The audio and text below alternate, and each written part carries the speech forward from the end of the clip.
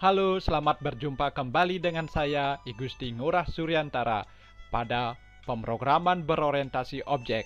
Pada materi ketiga ini, kita akan membahas tentang membuat metode dengan prosedur dan fungsi. Sebelum kita lanjut pada materi, marilah kita belajar bersama, berkarya bersama dengan penuh semangat. Semoga tidak ada salah paham di antara kita. Pokok bahasan pada materi kali ini adalah metode statik dan non-statik, pengenalan parameter, prosedur, fungsi.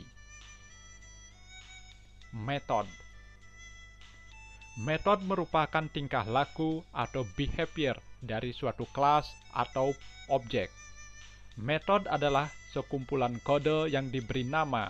Untuk merujuk sekumpulan kode tersebut, digunakan sebuah nama yang disebut dengan nama metode.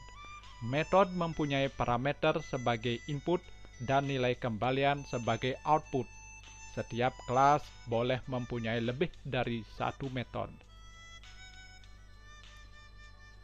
Dalam pemrograman berorientasi objek, metode dapat diimplementasikan dengan prosedur atau fungsi. Metode ada yang bersifat statik dan non-statik. Mari kita lihat tentang metode statik dan non-statik.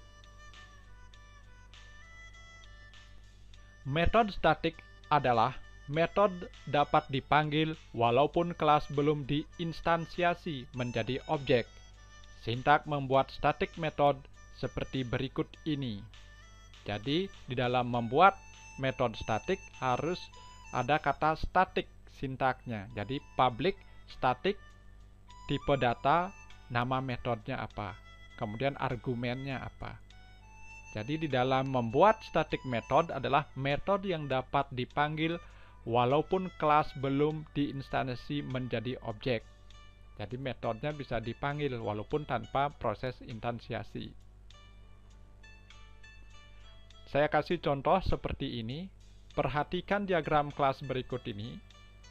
Ada kelas dokter dengan atributnya ID dokter dengan tipe data string, nama dengan tipe data string, gaji dengan tipe data integer, dengan jangkauan nilainya adalah public. Metodenya adalah tunjangan dan total gaji. Tunjangan adalah 10% dari gaji. Total gaji adalah tunjangan ditambah gaji. Bagaimana dari kelas diagram ini diimplementasikan ke dalam program berorientasi objek dengan konsep menggunakan static method. Nah, dalam static method, metode yang dibuat dengan static tidak harus menginstansiasi kelas tersebut menjadi objek, tapi bisa diakses. Caranya gimana? Kita lihat begini. Kita buat sebuah project, misalnya project kita bernama dokter. Kemudian buat kelas bernama CLS dokter dengan atributnya ID dokter, nama dan gaji berdasarkan kelas diagram ini. Nah, atribut ini kita buat statik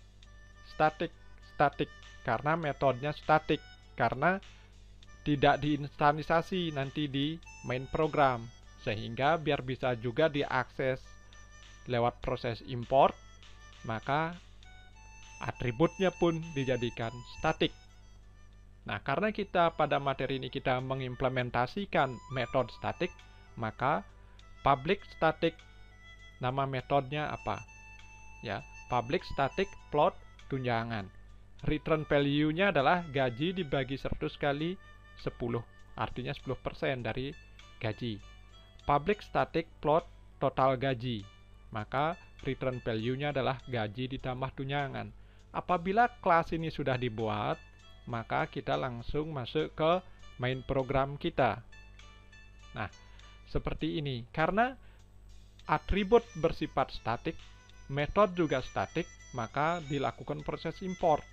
Kenapa diimport? Karena kita tidak menciptakan objek di sini, di main programnya. Maka prosesnya lewat import. Import statik dokter.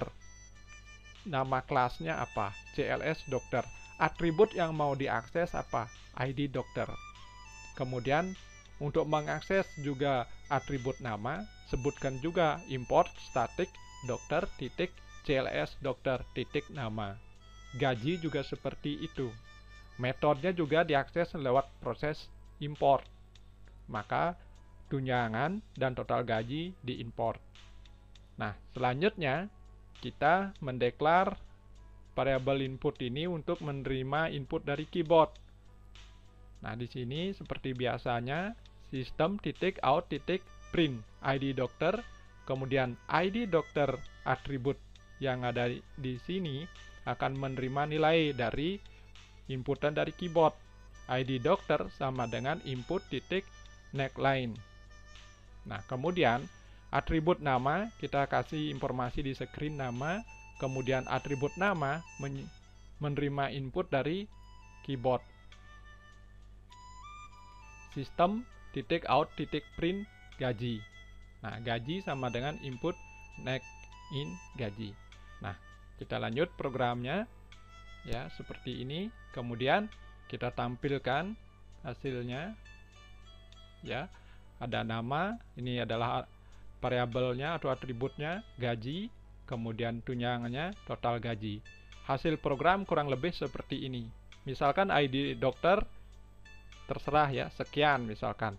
Namanya terserah, diinputkan siapa saja, kemudian gajinya bebas, maka akan mengeluarkan hasilnya begini. Nah, tunjangannya 10% dari gaji. Nah, ini adalah contoh program yang dibuat lewat atributnya static dan metodenya juga static. Tapi kalau bisa hindari konsep ini karena kurang fleksibel. Padahal di object oriented konsepnya menciptakan kelas, kelasnya diinstansasi menjadi objek di main program. Jadi di sini tidak ada proses instansasinya, sehingga saya sarankan jangan menggunakan teknik ini. Kita lihat cara membuat metode yang lain lagi, yaitu metode non-static. Nah, ini yang sering kita gunakan dari modul pertama, kemudian materi kedua, dan materi ketiga ini. Dan seterusnya, kita lebih sering nanti akan menggunakan model non-static. Kita lihat definisinya.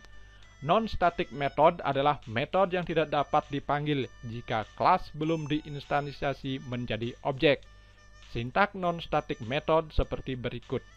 Nah, jadi kata kuncinya di sini adalah metode non-static tidak bisa dipanggil langsung di main program, harus melalui proses instansiasi kelas menjadi objek. Ini yang sering kita pakai nantinya karena begitu secara umum rule-nya ciptakan kelas, kemudian kelas diinstansiasi menjadi objek. Sintaknya adalah public tipe data nama metode. Di sini adalah daftar argumennya. Kita lihat contoh yang tadi kita pakai juga di sini sehingga rekan-rekan tahu bagaimana menggunakan static method dan bagaimana menggunakan non-static method. Dari kelas diagram berikut ini, ada nama kelasnya adalah CLS dokter dengan 3 buah atribut yaitu dokter, nama, dan gaji. Ya, jadi ID dokter, nama, dan gaji. Nah, metodenya tunjangan dan total gaji. Bagaimana dari desain kelas diagram ini kita jadikan atau diimplementasikan ke tingkat coding atau programming? Maka misalkan proyek kita bernama dokter. Nah, kemudian kita ciptakan kelas. Nama kelas di kelas diagram kita adalah CLS dokter. Maka di sini menjadi CLS dokter. Di sini memiliki 3 atribut, maka di sini pun kita deklar menjadi 3 atribut. Nah, jadi public string ID dokter. Kenapa public? Karena di sini jangkauan nilainya public. Bagaimana kalau private? Boleh nggak? Boleh, tapi dengan konsep property method. Ini sudah kita bahas di materi pertama. Nah, di sini saya menggunakan public saja, sehingga menjadi public string ID dokter, public string nama, public integer gaji. Metode ini kita terjemahkan juga sebagai metode di tingkat programming, yaitu public plot tunjangan. Kita menggunakan parameter, yaitu Misalkan nama parameter kita adalah X gaji. Karena parameter ini akan menerima nilai dari gaji. Kemudian gaji ini akan di return value karena 10% untuk tunjangan, maka X gaji parameter ini ya, X gaji dibagi 100 kali 10 sama dengan 10%. Kemudian untuk total gaji juga membutuhkan parameter gaji. Ya, jadi intinya begini parameter ini. Untuk mendapatkan total gaji harus diketahui gajinya berapa ditambah dengan tunjangan. Nah, maka return value-nya adalah karena kita menggunakan parameter, kita panggil di sini parameternya. Ditambah dengan kita sudah menciptakan metode tunjangan, yaitu yang di sini. Makanya kita tinggal panggil nama metodenya dengan parameternya. Kalau di metode di sini ada parameter, maka di sini juga harus sebutkan parameternya. Nah, ini yang disebut dengan membuat metode dengan non-static. Ini yang sering kita pakai nantinya. Setelah kelas kita buat, maka kelas ini kita harus instanisasi ya. Kelas ini atau tingkat programming ini kita instanisasi menjadi objek. Di mana proses instanisasinya? Di main program. Nah, ini main program kita.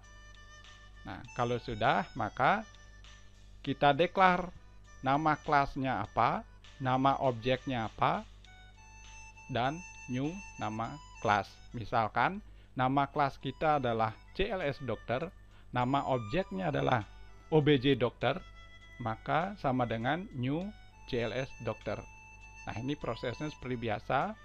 Kasih message ke screen, kemudian nama objeknya apa kita sebutkan di sini karena kita akan memanggil atribut. Atribut apa yang dipanggil? ID dokter. Kemudian tampilkan message ke screen, nama dokter, kemudian panggil objeknya, atributnya adalah nama, kemudian gaji, panggil objeknya, atributnya adalah gaji. Setelah menerima input, maka kita outputkan ya di sini, maka kita kasih message ID dokter. Nah, dia cetak variabelnya atau atributnya. Sebutkan nama objek, kemudian ID dokter. Ya, sebutkan nama objek, kemudian ID dokter. Kemudian nama dokter ditambah ya objek dokter, nama atributnya. Nah, di sini untuk gaji. Kemudian tunjangannya berapa dicetak juga, kemudian total gaji. Sehingga kalau di running programnya akan memiliki output kurang lebih seperti ini. Komputer akan nanya ID dokternya berapa, silahkan dimasukkan. Namanya siapa, silahkan dimasukkan. Gajinya berapa, silahkan dimasukkan. Maka akan dicetak kembali ID dokter, nama, gaji, dan tunjangan 10% dari gaji, total gaji berapa. Nah, ini program yang mengimplementasikan non-static method pada konsep pemrograman berorientasi objek. Yang menjadi catatan daripada metode static dan non-static adalah dalam membuat metode dimungkinkan untuk menggabungkan static method dan non-static method. Static method sebagai lawan dari referensi instan. Static method tidak dapat menggunakan variabel instan non-static. Static method tidak dapat merujuk ke variabel instan kelas apapun. Nah, kalau mau membuat static method, karena metodenya proses ini tidak melalui proses instansasi dari kelas menjadi objek, sebaiknya juga atributnya juga jadiin static sehingga diimport di main program. Static method tidak tahu nilai variabel instan mana yang digunakan.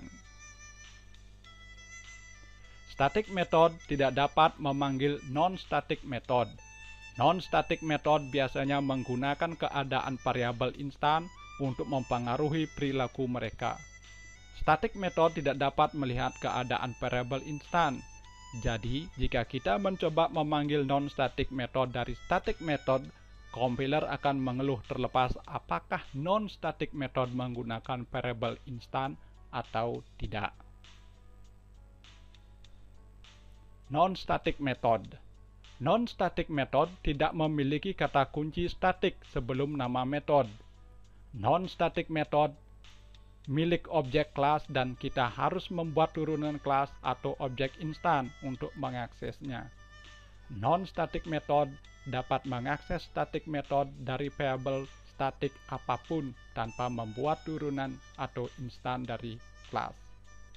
Jadi intinya di dalam non-static method harus melalui proses instansasi, yaitu kelas dijadikan objek untuk mengakses nilai metode.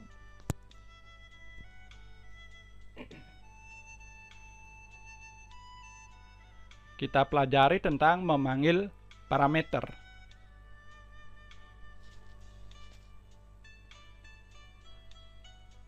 Pemahaman penggunaan parameter pada prosedur dan fungsi sangat penting.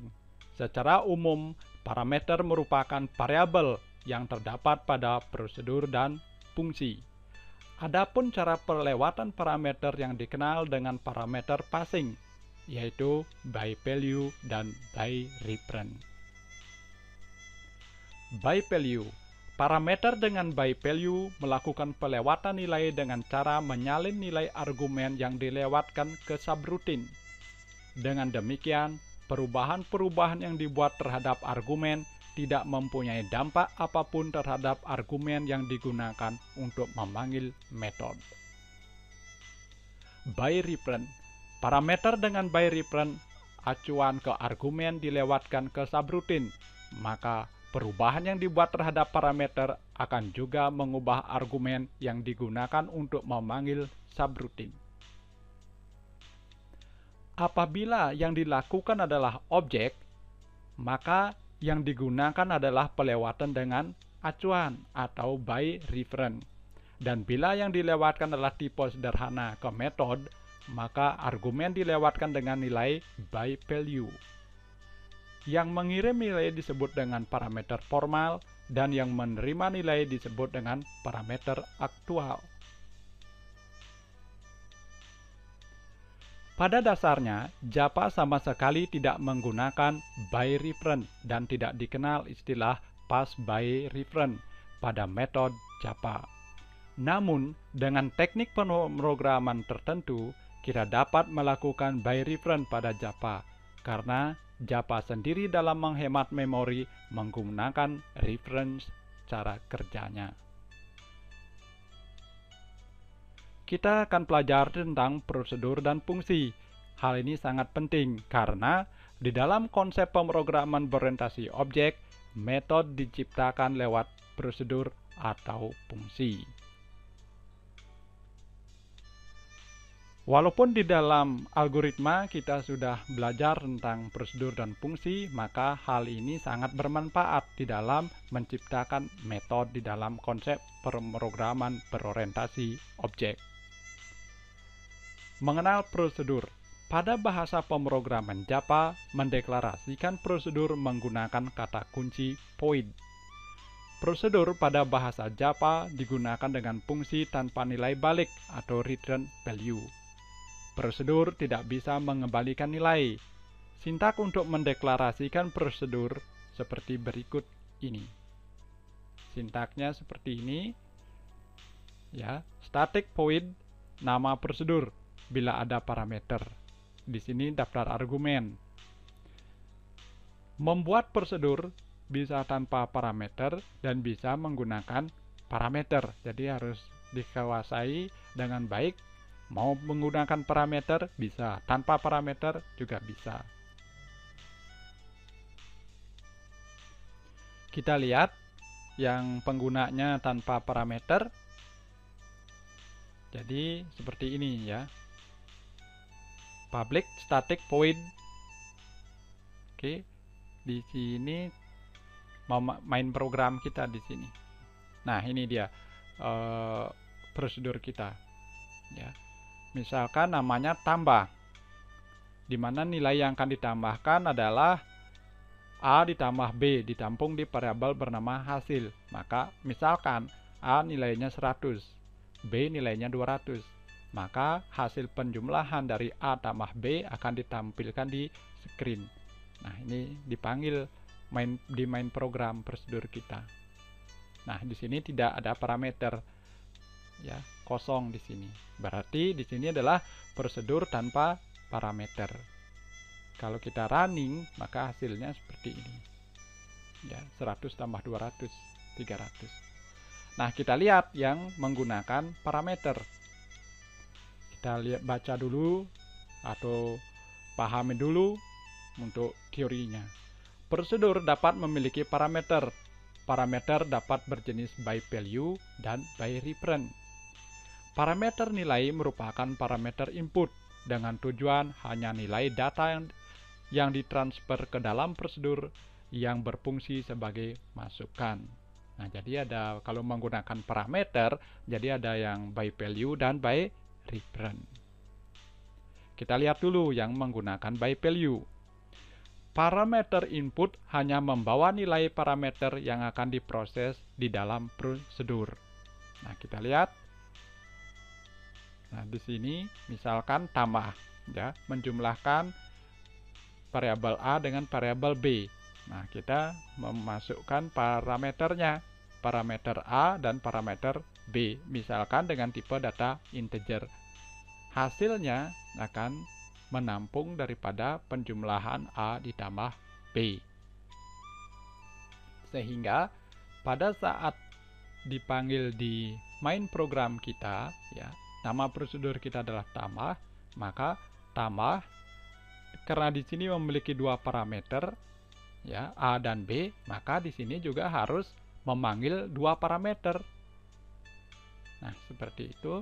Bila di running, maka hasilnya seperti ini. Misalkan nilai yang diberikan adalah 100, 200, maka hasilnya adalah 300. Nah, kita lihat bagaimana dengan parameter by reference. Parameter by ref atau reference merupakan parameter yang dapat dijadikan input maupun output.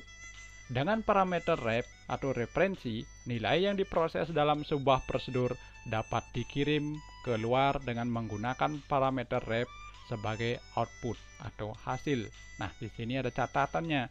Catatan, pada dasarnya Java sama sekali tidak menggunakan pass by reference dan tidak dikenal istilah pass by reference pada metode Java. Oke, kita lihat fungsi. Ini juga menjadi bahan kuliah juga atau bahan ajar juga di dalam algoritma fungsi ini. Fungsi dapat mengembalikan nilai atau return value dibawa oleh nama fungsi. Dalam bahasa pemrograman Java, mendeklarasikan fungsi menggunakan kata kunci statik.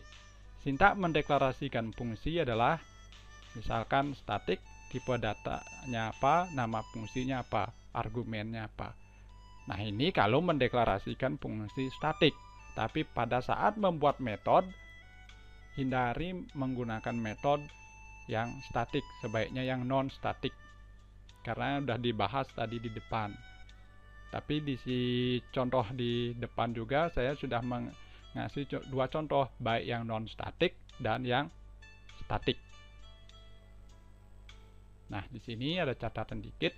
Bila mendeklarasikan fungsi pada kelas, jangan menggunakan statik supaya fungsi yang dibuat dapat diakses oleh kelas lainnya atau di main program. Sintak mendeklarasikan fungsi di kelas seperti berikut. Ini cara untuk mendeklar fungsi. Public tipe datanya apa, nama fungsinya apa. Ini argumennya. Contoh, tipe data, nama fungsi. Oke. Nah, fungsi juga seperti prosedur bisa memiliki parameter dan tanpa parameter. Kita lihat dulu fungsi dengan tanpa parameter. Oke, contohnya seperti ini. Static integer tambah. Kita membuat fungsi dengan nama tambah dengan tipe datanya integer. Di sini kosong, tidak ada parameter. Maka misalkan variabel A 100, variabel B 200, return value-nya adalah A ditambah B. Kalau di main program, kita panggil dia, yaitu tambah. Karena di fungsi tidak ada parameter, maka di main programnya juga parameternya tidak ada. Bila kita lihat hasilnya, maka hasilnya 300. Nah, itu fungsi tanpa parameter. Sekarang kita lihat fungsi menggunakan parameter. Parameter ada by value dan by reference. Kita lihat yang by value. Parameter input hanya membawa nilai parameter yang akan diproses di dalam fungsi. Kita lihat contohnya. Misalkan nama fungsi kita tambah. Memiliki dua buah parameter, yaitu A dan B, dengan tipe data integer. Return value-nya adalah menjumlahkan A ditambah B. Maka di program utama kita panggil, ya, di sini program utama kita untuk nyetaknya, yaitu parameter A diwakilkan dengan nilai A, parameter B diwakilkan dengan nilai B di main programnya. Sehingga hasilnya adalah 300. Oke, kita lihat selanjutnya, yaitu by ref atau reference. Parameter by ref merupakan parameter yang dapat dijadikan input maupun output. Dengan parameter ref, nilai yang diproses dalam sebuah fungsi dapat dikirim keluar dengan menggunakan parameter ref sebagai output atau hasil catatan, sama dengan di prosedur catatannya. Pada dasarnya, Java sama sekali tidak menggunakan pass by reference dan tidak dikenal istilah pass by reference pada metode Java. Di sini catatan tentang prosedur dan fungsi. Prosedur tidak bisa mengembalikan atau membawa nilai, sedangkan pada fungsi dapat membawa nilai balik atau return value. Prosedur dan fungsi dapat digunakan untuk membuat metode pada konsep pemrograman berorientasi objek. Jadi, kenapa saya membahas fungsi dan prosedur di sini? Karena di dalam menciptakan metode dalam konsep pemrograman berorientasi objek, metode itu dapat dibuat lewat prosedur dan fungsi. Sehingga saya membahas tentang prosedur dan fungsi. Walaupun esensinya di sini adalah memahami metode. Ringkasan, pada konsep pemrograman berorientasi objek, pembuatan metode dapat dilakukan dengan menggunakan prosedur dan fungsi. Dalam membuat metode dapat menggunakan metode statik dan non-statik. Akan tetapi, pada kenyataannya lebih banyak menggunakan metode non-statik dalam membuat metode. Prosedur dan fungsi digunakan untuk mengerjakan tugas sesuai dengan yang ditugaskan di dalam prosedur maupun fungsi tersebut. Prosedur dan fungsi dapat memiliki parameter atau tanpa parameter. Penggunaan prosedur dan fungsi merupakan teknik dekomposisi pada konsep prosedural. Jadi untuk memecah-mecah program yang besar, maka dilakukan dengan teknik dekomposisi pada konsep pemrograman non-objek atau prosedural. Nah, untuk memecah-mecahnya bisa menggunakan fungsi atau prosedur. Tetapi dalam konsep berorientasi objek, prosedur dan fungsi untuk mendevelop metode. Pada konsep berorientasi objek, prosedur dan fungsi digunakan untuk membuat metode. Perbedaan prosedur dan fungsi adalah prosedur tidak dapat mengembalikan nilai, sedangkan fungsi dapat mengembalikan nilai. Oke, tidak lengkap rasanya kalau tidak ada latihan mandiri. Seperti sayur tanpa garam. Kita lihat latihan mandiri kita. Kita perhatikan diagram kelasnya. Di sini ada kelas diagram, yaitu sewa kendaraan. Dengan atributnya ID penyewa, nama penyewa, alamat, nomor KTP, nomor telepon, lama sewa, dan biaya sewa per hari. Nah, kita ingin mengetahui berapa total bayar. Nah, rumusnya di dalam metode ini adalah lama sewanya berapa lama, biaya sewa per harinya berapa, tinggal dikalikan. Silahkan dibuat programnya dengan konsep pemrograman berorientasi objek dengan menggunakan non-static method. Tapi kalau mau dicoba, saya mau mencoba dengan static method, silahkan. Tapi ingat di import di atas di library-nya ya. Latihan keduanya, buat sebuah program dengan menerapkan konsep pemrograman berorientasi objek dengan input data dilakukan dari kotak dialog. Contoh kasus bebas minimal melibatkan 4 atribut dan 3 metode. Untuk keluaran program ditampilkan dalam kotak dialog. Metode bebas boleh menggunakan prosedur atau fungsi, tapi saya sarankan untuk menggunakan fungsi yang menggunakan parameter. Tetapi dalam metodenya menerapkan parameter. Oke, jadi silahkan dicoba. Terima kasih saya ucapkan.